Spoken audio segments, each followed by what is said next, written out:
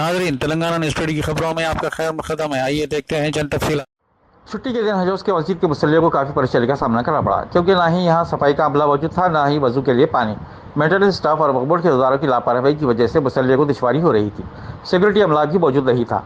जो सिक्योरिटी अमला यहाँ काम करता है वो 24 घंटे काम नहीं कर रहा है। बताया जा रहा है कि सिक्योरिटी अमले के 2 लोग बीमार है।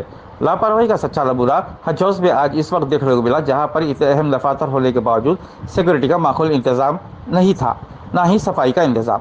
वक्फ बोर्ड, माइनॉरिटी डिफेंस कॉर्पोरेशन, हज कमेटी और उर्दू अकेडमी इतने अहम दफातर होने के बावजूद सिक्योरिटी अमले की गैर मौजूदगी तशवीश का बायस है। इस पर अखिल डिपार्टमेंट के जिम्मेदारों को संजीदगी से कार्रवाई करने की जरूरत।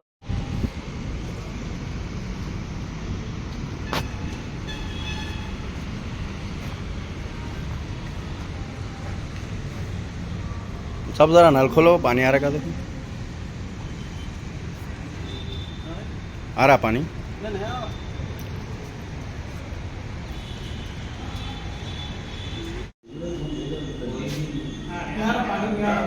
खोलो नल खोलो जरा। हाँ हाँ लियो जरा, खोलो। डालेंगे पता, अरे डालेंगे भाई मालूम।